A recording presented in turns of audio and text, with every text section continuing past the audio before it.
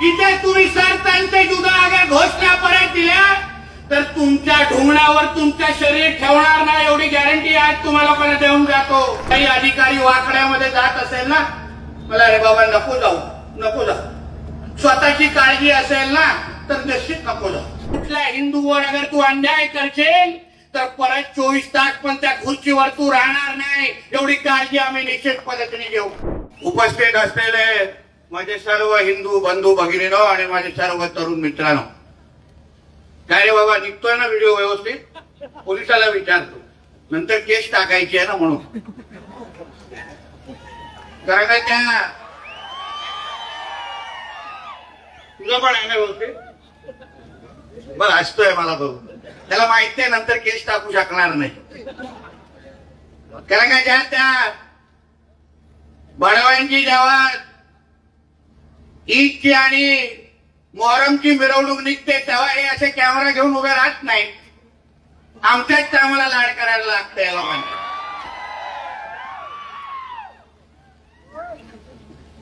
आज जो मोर्चा आपण काढला त्या मोर्चाचा हेतू माझ्या अगोदरच्या दोन्ही वक्त्यांनी आपल्याला सांगितलेला आहे। मला एक फक्त प्रश्न इकडच्या ईश्वरपूरच्या माझ्या सर्व हिंदू बंधू भगिनींना विचारायचा आहे, मला पाकिस्तानमध्ये मला एक असा जिल्हा, एक असा तालुका, एक असं गाव दाखवा किंवा कुठल्याही इस्लाम राष्ट्रामध्ये एक असा जिल्हा, तालुका किंवा गाव दाखवा ज्याचं नाव श्रीराम नगर आहे किंवा कुठे भगवती नगर दिलेलं आहे आणि चुकून अगर त्या गावाचं आणि तालुक्याचं नाव कुठल्याही हिंदू देवी देवताच्या मागे अगर लिहिलं असेल तर तिकडच्या असलेल्या गावातल्या तालुक्यातल्या हिंदू हे पाकिस्तानचे जिहादी जिवंत त्या लोकांना ठेवतील का? हा फक्त प्रश्न तुम्हाला इकडच्या सर्व ईश्वरपूरच्या हिंदू बंधू भगिनींना मला विचारायचा आहे। मग आपण हे इस्लामपूर नाव देऊन या जिहाद्यांचा का आपण लाड करायचा? हे फक्त प्रश्न तुम्हाला एक सगळ्यांना मला विचारायचा आहे। यांचे लाड कशाला सहन करायचे? यांचे वेगवेगळे नाटकं कशाला सहन करायचे? आपल्याला कधी हे लोक असं डोक्यावर उचलून धरतात का? कधीच नाही करत। मग सगळी नाटकं आपणच सहन करायची।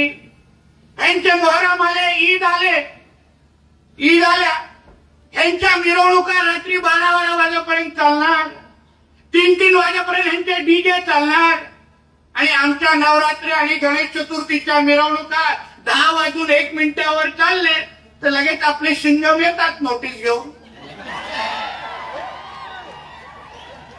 लगेच हळूच नोटीस सरकवतात, आपल्याला हायकोर्टचा नियम दाखवतात। मग कधी खरंच अगर सिंगमगिरी दाखवायची खाल आहे ना तर त्यांच्या त्या ईद आणि मोहरमच्या मिरवणुकीमध्ये नोटीस सरकवून दाखवा, तुमच्या या व्यासपीठावर मी तुमचा सत्कार करून जा। काय बोलला आमचा भरत नावाचा मित्र आता? डॉक्टर बाबासाहेब आंबेडकरांच्या संविधानामध्ये सर्व धर्म समभाव हे लिहिलेले आहे, सर्व धर्म समभाव।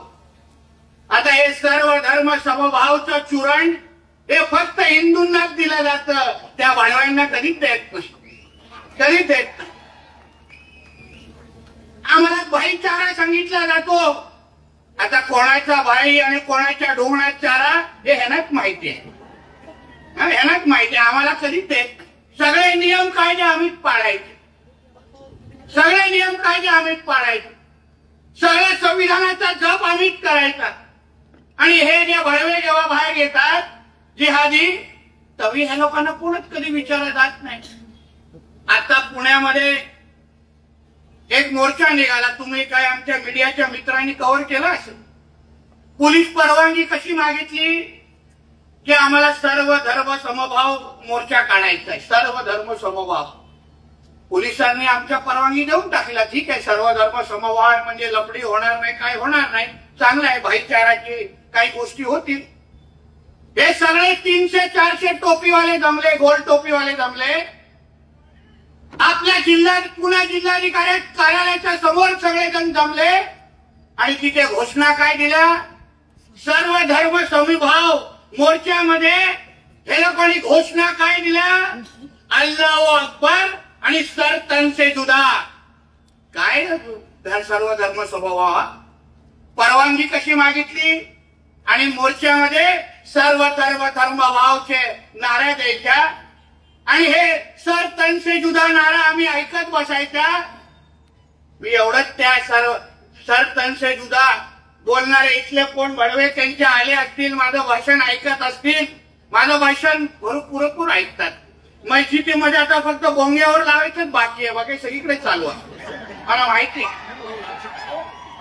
म्हणून जे जे माझं भाषण ऐकत असतील, सांग तुझ्या अब्बाला, सांग जाऊ तुझ्या अम्मीला, हे आमचं हिंदू राष्ट्र आहे. इथे तुम्ही सर तन से जुदा अगर घोषणा परत दिल्या तर तुमच्या ढुंगणावर तुमच्या शरीर ठेवणार नाही, एवढी गॅरंटी आज तुम्हाला लोकांना देऊन जातो. परत माझ्या महाराष्ट्रामध्ये, माझ्या देशामध्ये सर तन से जुदा अगर घोषणा आम्हाला ऐकायला मिळाला तर शुक्रवारी तुमच्या ढुंगणावरती राहणार नाही, एवढी काळजी आम्ही लोकांनी सगळ्यांनी घ्यावं. उगा त्यांच्या समोर लाड करायचे नाही सर तन से जुदाच्या.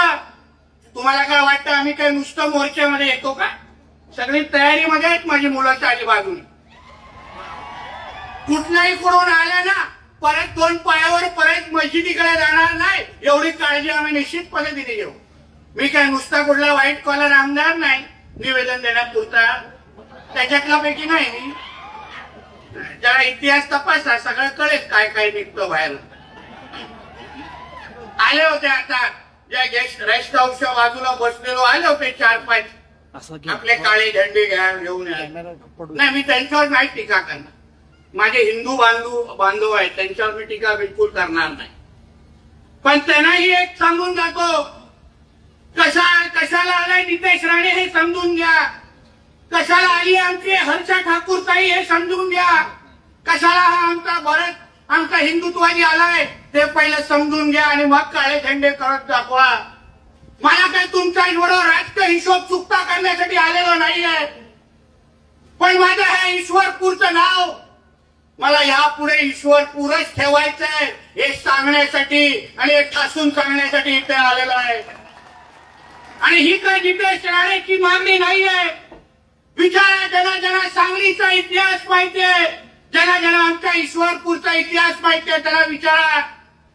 इस्लामपूरचा ईश्वरपूर व्हायला पाहिजे ही मागणी आमची नाहीये, ही मागणी आमच्या डॉक्टर हेगडेवारांची आहे. ती परत एकदा सांगण्यासाठी आम्ही इथे आलेलो आहे. आणि ही डॉक्टर साहेबांची फक्त मागणी नाहीये, ही मागणी आमचे हिंदू हृदय सम्राट बाळासाहेब ठाकरेंची आहे. ती मागणी करण्यासाठी आम्ही इथे आलेलो आहे. आमच्या बाळासाहेबांनी सांगितलेलं की हे इस्लामपूरचं ईश्वरपूर आम्हाला मान्य नाही. जसं छत्रपती संभाजीनगरचं नाव बदलून आम्ही दाखवलं, तसं आता फक्त काही महिने थांबा. हे सगळे हे जे दुकानावर फलकवर इस्लामपूर लिहिलं आहे ना त्याच्यावर पट्ट्या लावायला लागतील आणि ईश्वरपूर परत लिहायला लागेल. म्हणजे माझ्या दुकानदारचे सर्व माझ्या हिंदू बांधवांना सांगतो, नाव फलक तयारी करून ठेवा, पेंट लावून ठेवा. हे जास्त काळ इस्लामपूर तुमच्या दुकानावर आम्हाला दिसणार नाही, आम्ही ठेवणार नाही. हे आमचं हिंदू राष्ट्र आहे. इथे काय सर्व धर्म समभावची पिपडी आम्ही वाजवत बसणार नाही. आमच्या हिंदू राष्ट्रामध्ये पहिलं हिंदूंची काळजी घेतली जाणार, हिंदूंना प्राधान्य दिलं जाणार आणि मग सगळ्या धर्मांना आम्ही मोजणार. हेच आमचं ब्रीद वाक्य आहे. हे सर्व धर्म समूह आम्ही मानत नाही. जाऊन सांगा त्या कोणाच्या दुसऱ्या पक्षाच्या व्यासपीठावर जाऊन सांगा, आमच्याकडे सांगू नका. या हिंदू राष्ट्रामध्ये सर्वात पहिलं हिंदूंचं हित बघितलं जाणार आणि मग बाकी सगळे मोजले जाणार यात सांगून जा. म्हणून कोणीही प्रशासनामध्ये किंवा कुठलाही अधिकारी वाकड्यामध्ये जात असेल ना, मला अरे बाबा नको जाऊ. स्वतःची काळजी असेल ना तर निश्चित नको जाऊ.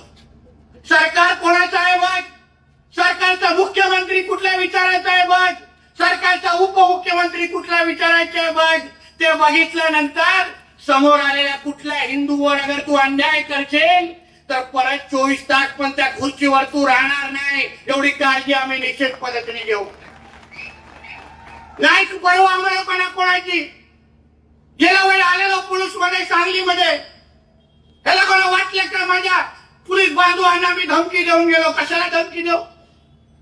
कशाला त्यांच्या अंगावर चालू? माझे आहेत ते महाराष्ट्र आणि मुंबई पोलिसांवर जेवढा राणे कुटुंबावर विश्वास आहे ना तेवढा अजून कोणावरच असू शकत नाही. विचारा यांच्या वरिष्ठांना कधी. माझे वडील जेव्हा मुख्यमंत्री होते या राज्याचे तेव्हा पोलिसांना सर्वात जास्त घरं देणाऱ्या नारायण राणेचा हा मुलगा आहे नितेश राणे, हे लक्षात ठेवा. कुठल्याही पोलिसांवर आम्ही कधी वापरायला त्यांनी पाहू शकत नाही. पण आमची मागणी काय? आम्ही स्वतःसाठी संरक्षण मागतोय का? माझ्या घरात चोरी होते म्हणून हे बोलतोय का? नाही.